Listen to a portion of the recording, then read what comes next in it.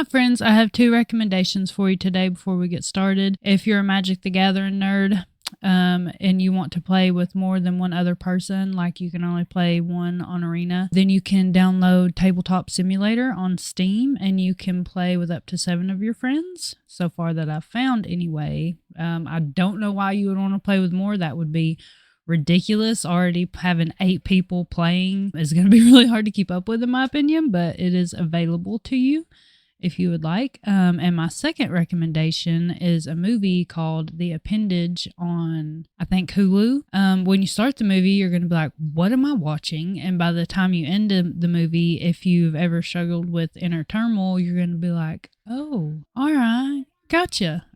Yeah. So anyways, with that out of the way, I would like to talk about the movie Idiocracy and what we're seeing today. But hey, wait a minute. I'm the smartest guy in the world? Says who? IQ test you took in prison. You got the highest score in history. Brought to you by Carl's Jr. I watched it for, I do believe, the first time in my life a couple weeks ago, and it's been on my mind ever since. If you've ever seen the videos that I think it looks like they were filmed in Times Square. If it wasn't Times Square, it was somewhere similar. Of I do believe it was, I could be wrong, younger Gen Z people. And I'm not gonna look for clips of this and share them because it's actually showing the people that, you know, I'm the type of people or like real life people that like I'm talking about. And I would kind of feel bad doing that because I feel bad in general that people and kids and they're in this place because while yes, it impacts all of us and I should feel bad for everyone, I in particular have a hard time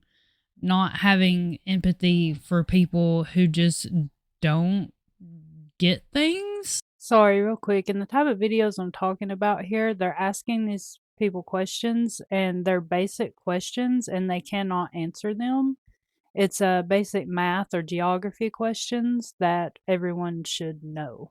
And I'm not, and this video is not me saying that there aren't, you know, Gen Z people that are smarter than I am. There definitely are. I know some of them.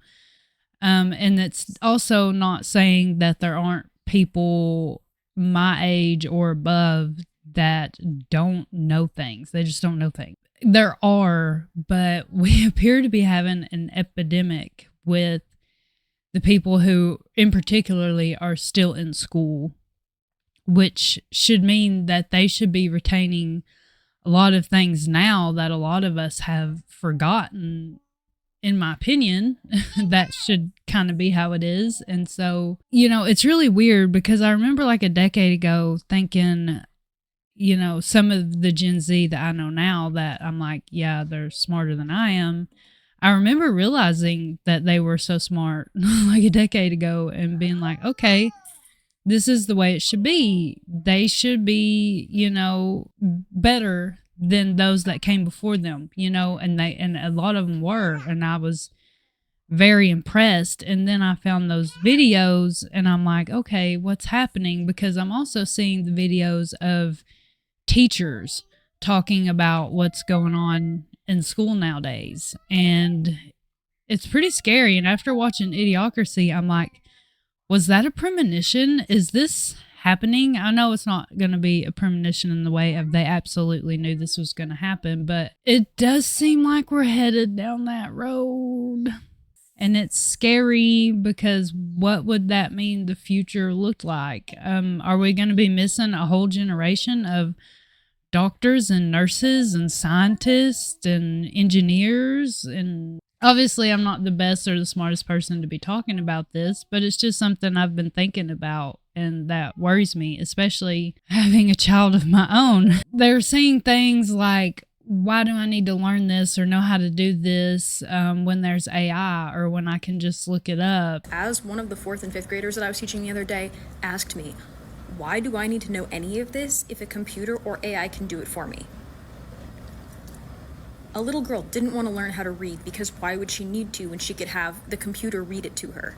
Why would she need to know how to count when a calculator could do it, or when she could just take a picture of her math problem and have the AI do it for her? Because, like, what do you mean? Like, for many people in general, I'm not even gonna say my age, the whole purpose of them looking something up or asking AI or what have you is for them to retain it. Like, why do you have the mindset that information or how you do something is not something you're supposed to keep? The figuring something out and figuring out information, the whole point of that is so that you learn something. I don't understand the throwaway mechanism they have with their brains there. It's not what it's for. There must be adults teaching them this at home, right? That information you can get online or from AI is so they can do it for you and you can throw it in the garbage. I mean, me personally, I don't get that mindset. I don't get it at all. We also apparently have an epidemic of kids not being able to read or have basic thinking skills. I teach 8th grade history, and I have 110-ish students. 2 of them are reading on grade level right now. 18 of them are at a kindergarten level. 55 of those students are between a 2nd and 4th grade level. That's a lot of them. And that's typical of what I've seen lately from students. But it's not just literacy. It's not just literacy, and it's not just like lack of content knowledge. It's not just critical thinking skills. It's basic thinking skills. I had a kid today. I have these extra credit assignments, 3 of them. They're on the wall. They can turn it in at any time. And I think they're pretty easy. Like this one, and it replaces your lowest daily grade. So like end of the quarter, lots of these start to roll in. This one says, on a separate sheet of paper, choose 4 principles of the Constitution, and for each one, write what it means in your own words, an example of how it works in the U.S. government today, and a personal example, how that principle might show up in your own life, school, or community. I wrote them an example, and I labeled it, do not use the example, and I even gave them a checklist at the bottom. Make sure you have these 4 things so you can get full credit before you turn it in. Make sure you have the 4 principles and the meaning and the examples. Make sure it's 1 full page. And the student just turned it in, and I read it. First of all, they don't write it on a separate sheet of paper. I've only had 1 kid this year do that. They just write like in the spaces of the instruction, like in the margins and stuff. Very bizarre. But like they just don't do the assignment. It's like they don't understand because it's not written in like a multiple choice format. This is exactly what this student wrote. They wrote the principle's definition in the student's own words. They rewrote the instructions. The whole thing. Even the example where it says, do not use this example, they just copied the instructions and wrote them again. And then checked off the checklist, even though, like, you didn't do it. It's genuinely mind-boggling to me because I'm up there, but I remember being in school. I was probably middle of the road. I was not that smart, but like pretty much everyone could read in my grade. So I'm very, very confused of how this happened. And part of me thinks that to some degree we had some help at home and maybe that's what it is. But then I also think that something else that plays a big part in it is kids' behavior in school. About 90% of my job in teaching is managing behavior. I know that I could teach anything, but if they're hanging from the ceiling, it's like corralling cats every day, and I mean feral cats. What's happening is that I'm now spending my waking days parenting over and over and over social norms. Hey, when this kid says, hey, can I have your orange because you're not going to eat it? And you allow him to, that doesn't mean to chuck it as hard as you can and hit him in the head with it. That they're definitely bringing this behavior from home. I think that there's no way that they're just acting this way at school and not at home. I think they've been taught at home that they can do whatever they want for the most part. I mean, I think that has to be it. There's no way that they're well-mannered and good at home and then they go to school and they're buck wild. I'm sure there's a lot of things contributing to all this, but to some degree, it has to be parenting at the end of the day. And schools too, because apparently the teachers don't get a whole lot of help with the kids' behavior, and the administrations just are like, we don't care, which is just, again, crazy to me. Like this did not fly when I was in school. So it must be all the kids, and there must be administration and parents that literally do not care whether these kids learn or not, which is, I mean, is that not neglect? Is that not neglect? I'm sorry, because like you legally, your kid has to get an education, right? So if you do not care about their behavior or education, are you not neglecting your kids? I haven't heard anyone say that or say it like that, but like that's what comes to mind to me. I think if I sent my daughter to school without teaching her how she should act, or if I took absolutely no care about whether or not she was learning anything, I would feel like I was neglecting her. Maybe that's a wild thought to some people, but like if you don't care about your child's quality of life, what are you doing? Like, why would you have a child just not to give a fuck? Like, I literally don't understand. Even if you had the child because you had to, it's their turn now. It's their time. It's not yours. At the end of the day, you need to give up whatever you have to give up to make sure that you're teaching your child basic things. I mean, I don't. Anyway, crazy to me that there are kids that, not even that there are kids that can't read and don't have basic comprehension skills, but that it's the majority of kids. And it's like the teachers, there's nothing they can realistically do about it if the behavior is so bad that they don't have time to teach. And even if they do, these kids can't comprehend things. So like they're just talking to a wall. The teachers are teaching walls. I hope the walls have comprehension skills because the kids do not. And the parents do not seem to care. There's no way your child gets to that point with you giving a fuck. And a good example of that is teachers with kids. I mean, teachers with kids are quitting their jobs and homeschooling their kid. Number one, so their kids can learn, because you almost can't do that in school. And it's like, with all this happening, school is getting dumbed down. So like, even if your kid was getting to learn, which they're probably not going to with all these other kids acting crazy and the teachers not being able to actually sit down and teach. I'm a former teacher and now parent, and I can see a splitting that's happening in society, and it has nothing to do with politics. I did another video regarding this, having to do with a splitting regarding technology and moderation versus not. This is something entirely different, but connected. The splitting is parents who teach their kids versus those that don't. Why are teachers leaving in droves? And many of them are homeschooling their kids. If you were just leaving, it's one thing, but leaving and pulling your kids is a whole nother part.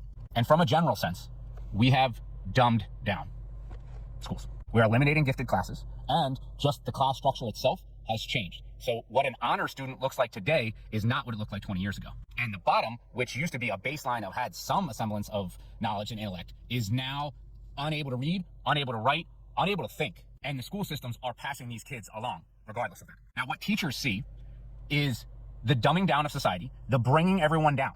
And so you might be the parent who's saying like, but I teach my kid, so they're going to be okay. Are they? Because if the school is now moving everything downward towards the bottom and having to deal with these bottom, is your kid being challenged, being pushed? And then if they are, like, they're going to be spending so much time with the other kids that aren't understanding things, and not your kid that does and wants to understand more or could understand more. It's benefiting almost no one. That is what the school system is at this point, sounds like, to me, from what I'm hearing. The only people it's benefiting are people who are making enough money off of it for it to matter. Which, who that is, I don't know, but I can damn sure assure you it's someone. People higher up in the education system, more than likely. But that sounds like those are the only people it's benefiting. It's not benefiting the kids.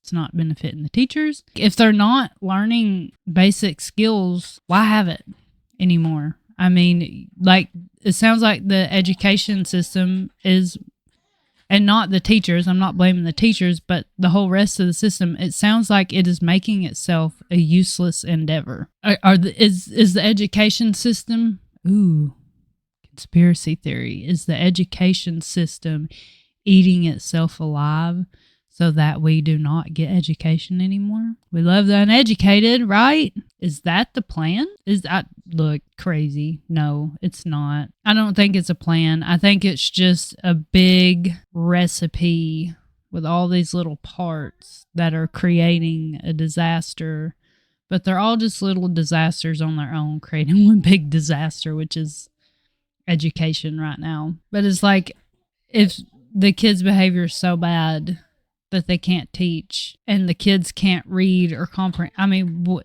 I feel like there's nothing they can do.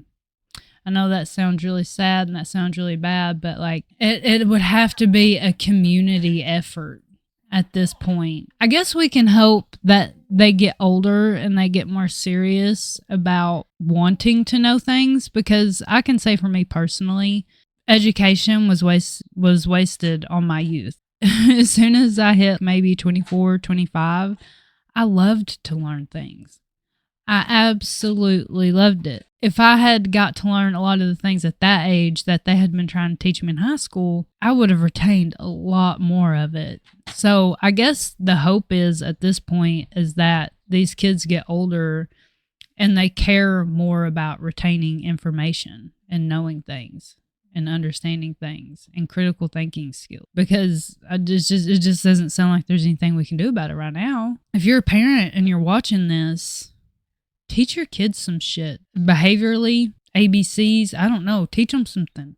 Teach them something that you find useful in your day-to-day life. I don't know. Just teach them something. Teach them how to learn. We cannot have idiocracy become reality. We cannot have that. If you would like to like, you may do that. If you'd like to subscribe, you may do that. If you do not want to, I understand, and I will try again next time. Bye-bye.